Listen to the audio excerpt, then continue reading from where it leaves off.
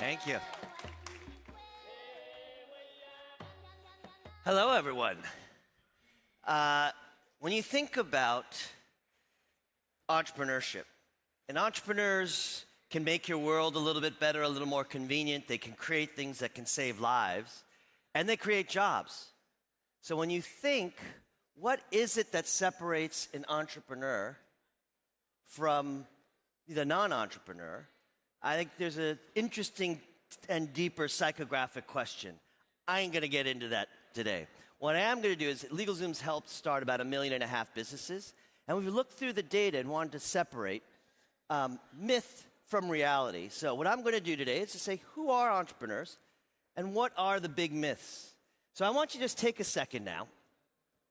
Picture an entrepreneur in your mind. When I say entrepreneur, it could be a tech startup, could be whatever you think. Small business owner. Fix that picture in your mind and tell me if any of these myths pop up. So do you think of a small business owner, or do you think of someone that's now a startup now heading a large corporation? Is that entrepreneur coming from nothing, that tale of rags to riches? That's a Horatio Alger myth in the US, and my apologies, this is a global audience, but a lot of this data is coming from the US. Are they immigrant or native born? College educated or not, right? So you can think about that, startup, dropped out of college, started up out of the garage, millennial entrepreneur. But what really is behind actual entrepreneurs? First myth. Many people thought that millennials would be the most entrepreneurial generation in the last 100 years, right? They tend not to like to work for other folks. They like to chart their own course. The reality is, when you look at small business owners in the US, the golden decade for entrepreneurship, the most number of new businesses are actually started by people in their 40s. We're actually losing younger entrepreneurs and gaining older ones. I can talk a little bit about that later in terms of the cost of rising education, but here's some actual data. If I looked at the rate of entrepreneurs by age in 1996, and you look at 20 to 34, 35 to 44, 45 to 54, and then 55 plus, right? You'll see that it was more weighted, 34% for younger entrepreneurs, about 15% for older.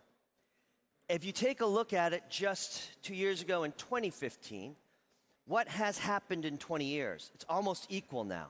So we actually see a reduction in the rate of younger entrepreneurs and a rise that we call silver foxes, or those that are thinking or close or on the verge of retirement and now starting the next business. So it's now actually becoming surprisingly equal. Millennials aren't starting companies the way boomers did. So this 23-year-old segment is a big problem. When you reduce the rate of entrepreneurship there, it has a trickle-down effect. What's not clear is it just millennials as they're entering that 20 to 30, or will that continue when they hit their 40s? And if so, what does that mean for the engine of job growth? Here's a little bit more data on the rate of entrepreneurial activity by age. And again, you'll see in that bottom, from 1995 going down, that blue line at the very bottom here is what's most alarming. And if you just look at what's happened from 2008 down to 13, since we had that recession and that shock, it's had a massive impact on the rate of entrepreneurs that has continued well beyond the 08-09 crisis. Second myth, education's not that important. Entrepreneurs do, right? We do, we don't think. We do, we don't read. It's a bias towards action. So, and there's a lot of great stories about people that drop out of very famous alma maters. In fact, my alma mater is often cited. I guess Bill Gates dropped out to go start Microsoft, and Zuckerberg dropped out to go start Facebook and the like. So is a college education important? Relative to the overall US population, entrepreneurs are significantly more educated.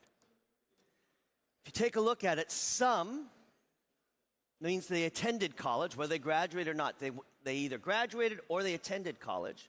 Compared to the general population, only about a third of Americans have attended some college.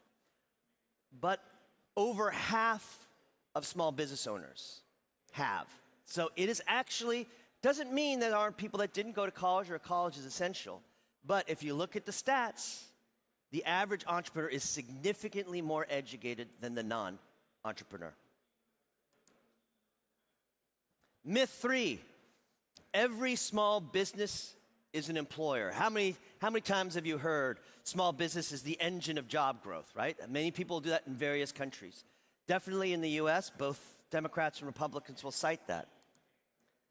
But the reality is, when you think about small business owners in the US, 80% have no employees. Only about 20-21% at any given year will actually have employees. And what that looks like is, here's some stats from 2013. They're pretty similar to the stats today. About 30 million small business owners. 24 million have 0 employees. Some of that's the gig economy. Some of that's kind of part-time. Some of that's people freelancing on the side. And some of that is, I just haven't raised the money to go start my business, right?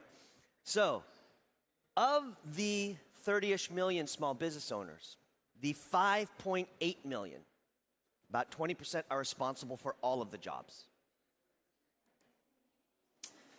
Now, that engine of job growth, let's go a little bit deeper. The 20% that have employees created about 65% of new jobs.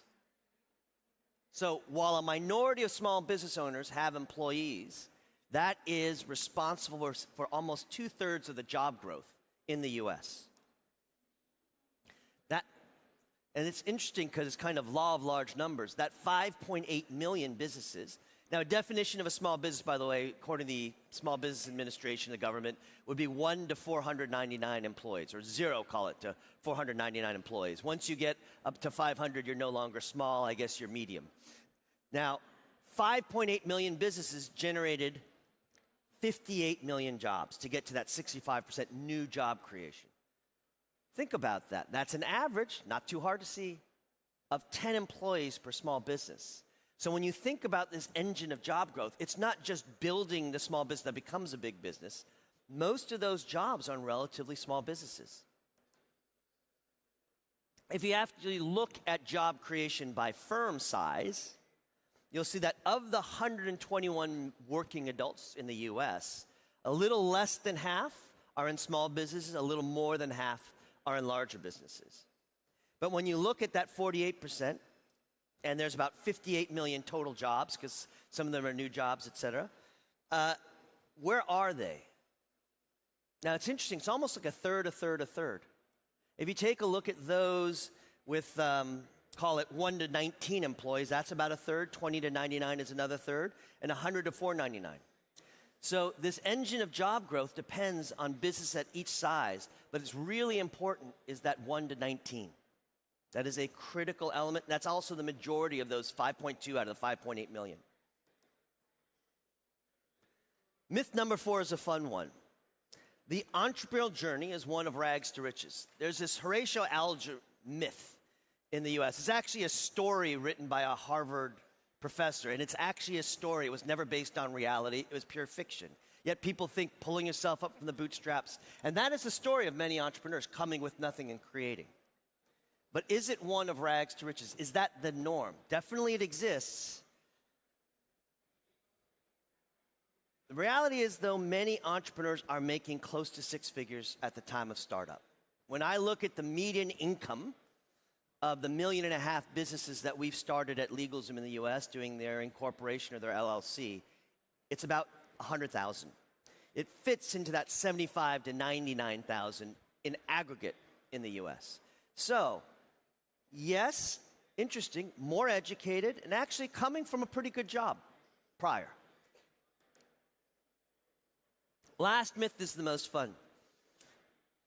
People will say, oh, Americans, Silicon Valley, the most entrepreneurial people in the world, which can be very ethnocentric, I would say.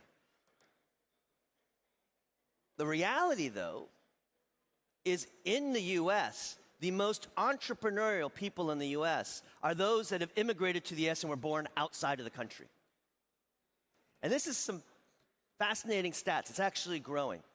If you look at 1996, of kind of all the new businesses that were formed, at that time about 13% of the businesses were formed by people born outside of the US, right? In 2015, it's 27%. So you've seen a dramatic rise in the number of immigrant entrepreneurs and small business owners, right?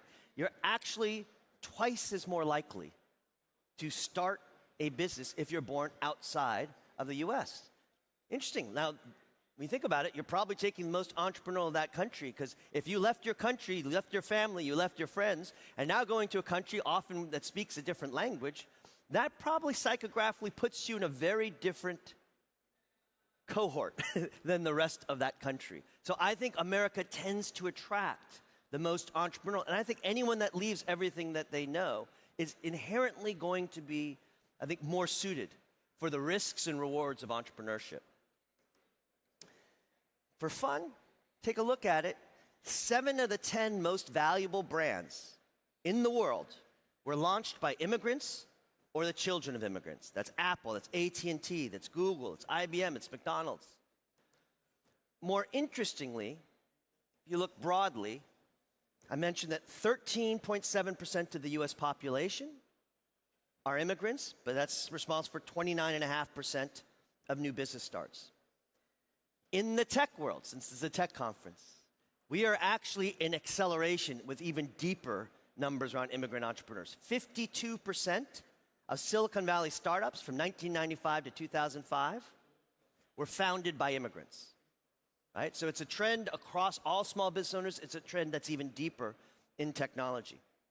45% of the high-tech Fortune 500 firms had either an immigrant or a child of an immigrant as a founder. You're twice as likely to start. And 23%, it's not only the first generation immigrant, 23% of the businesses were also started by first generation children of immigrants. So if you think it's 29.5 plus 23%, almost half of small business owners are either a direct immigrant or the first generation afterwards. And just for fun, who are the top 10 countries? It's like a Benetton ad. Number 1, do we have any Persians in the audience? You are the most entrepreneurial nation by percentage of working adults. About 1 in 4 Persians in the US own their own small business. Followed, they just beat us by a hair. I'm happy to be Korean. Korean's number 2. But when you look at it, you have Canada, you have South America and Brazil and Colombia, you've got Cuba, you got Korea and Vietnam. So you have a little bit of Europe and South America and the Middle East and Asia. So actually entrepreneurship doesn't come from a single country. There's entrepreneurs in every country. Funny enough, if you looked at the Fortune 500 companies that were founded by immigrants and the children of immigrants, it would be the 3rd largest GDP in the world. If you just look at the Fortune 500 companies founded by a first-generation immigrant, it would be the 9th largest country in the world. So what's the reality? Small business owners are more likely to be in their early 40s, to be self-employed with no employees, to have a college education, to be relatively higher earners, and to be foreign-born. Great. Thank you so much. Appreciate it.